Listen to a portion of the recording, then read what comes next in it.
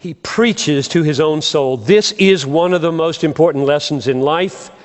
Verse 5, why are you downcast, O my soul? So he's talking to his soul.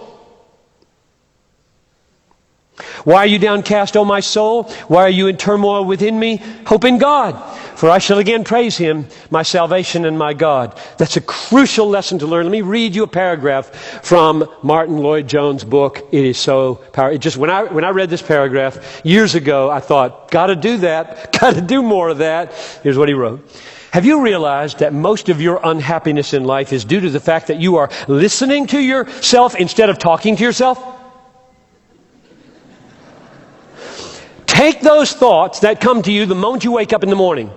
You have not originated them, but there they are, talking to you. They bring back the problems of yesterday. Somebody's talking. Who's talking? Yourself is talking to you. Now, this man's treatment in Psalm 42 was this. Instead of allowing this self to talk to him, he starts talking to himself. Why are you cast down, O my soul? He asks. His soul had been depressing him, crushing him. So he stands up and says, self, listen for a moment. I will speak to you.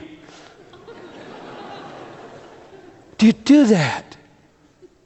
I find that given the way I'm wired, much of my self-talk is very defeatist. I tell myself all kinds of bad news. And I can imagine my bad self saying, you're supposed to be giving me good news. I've got the bad news.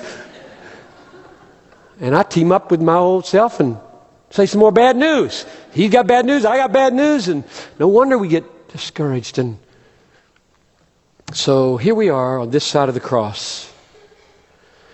Jesus has come. How would you preach to yourself now? You preach the gospel to yourself. It goes like this. Listen, self, this Piper. Listen, if God is for you, who can be against you, self? He who did not spare his own son, but gave him up for you, self, will he not with him freely give us all things? Who shall bring any charge against you, God's elect? It is God who justifies, self. No, it's Jesus who died, yes, who was raised, who's at the right hand of God, who intercedes for you, self.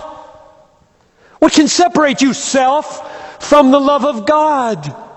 If there's ever a reason for memorizing Psalm 8, it's to turn it into self-preaching. To preach to yourself, because those words are dynamite for deliverance from 100 circumstances.